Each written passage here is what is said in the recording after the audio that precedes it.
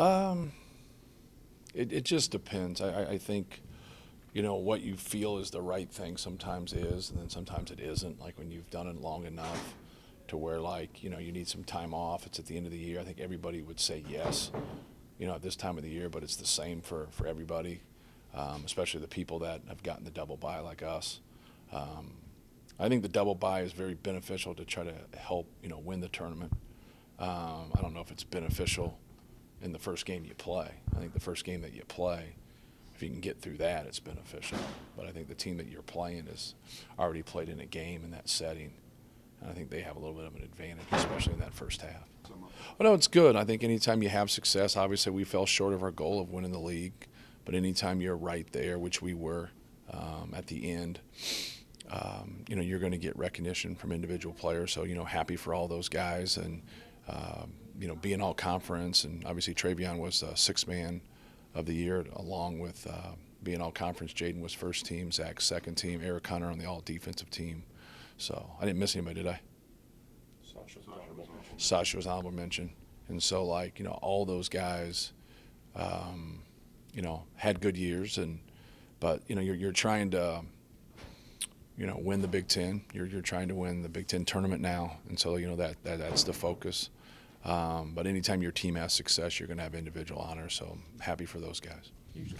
Well, I think the sixth man of the year also has never been voted all conference. At least I don't recall that. I always thought that guy that came off the bench, just fighting for that award, and that was it. So I think it just shows you for his value to our team, that he's one of the top, really top 10, 15 players in our league, coming off the bench. Sure. I think, with Zach, I think it's frustrating for him because he doesn't quite understand why he can't foul like people foul him. And he has a very valid point. A lot of times that guys that complain about things, you go back and watch film, and they're just not right. And you got to show them the film and say, hey, like, you're saying this is what's going on, but in reality, you got to fix your issues. But he's right. He's right more times than not. I try to stop his frustration when he gets called for fouls, because what he normally gets called for are fouls. What his complaint is are the things that don't get called. So, like, it was tough for him this year, but I think he did a much better job of dealing with that. I don't think the referees made much strides in that area. We just watched the game from other night, and they foul him a lot, and they don't get it called. I don't understand what the understanding is when someone's got a knee up your backside or someone puts two hands in your back. You're getting punished because you're the one who's 7'4", 300 pounds, and that's all it is.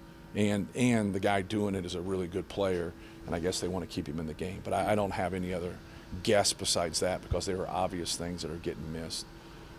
He gets hook and holds, in the Michigan State game twice. And so it blows my mind that, for him to not be able to get recognition. Sometimes when guys are that big, they're not very good, so they don't get calls. And you're like, well, hey, he's the backup. He plays 4 minutes a game. You're not very good. Like, take it. It's part of it. You don't get calls when you come off the bench and you play 5 minutes. But he's a guy that's really good. He's an all-conference player. I think he'll play in the NBA someday. And so I think that's been frustrating for him, and he's done a much better job. I think he does a much better job dealing with it than we do as coaches, because, like, players come and go, and if you can keep your job, through the years, you got 17 years of watching the same things, and referees normally make adjustments on things they're missing, and it just didn't happen this year for him for whatever reason.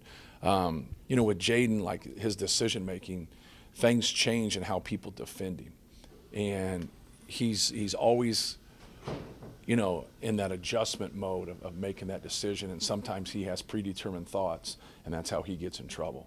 And when he doesn't have predetermined thoughts and he just takes what the defense gives him, he's proven that he's a good decision maker. When he has predetermined thoughts and he's just going to drive and shoot no matter what, that's where he gets into trouble.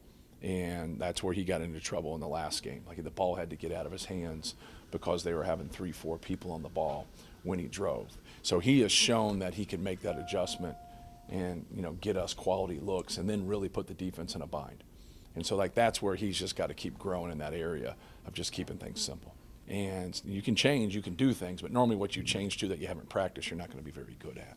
you're going to be good at what you've been working on all year, what the film shows you, and so for him, he's got to have a little bit more of an open mind. And with that being said, he's had times this year when that's happened, we've worked on it, and he's done just fine.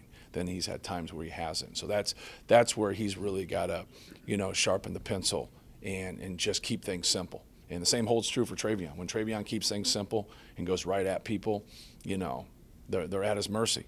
When he tries to overdo things, that's where we get into trouble. So I think that's really going to be a big push for us here the last, couple of weeks, leading up here, last week I should say, going into the Big Ten tournament. It's just like keep things simple, take what the defense gives you, and let's have a lot of fun with it.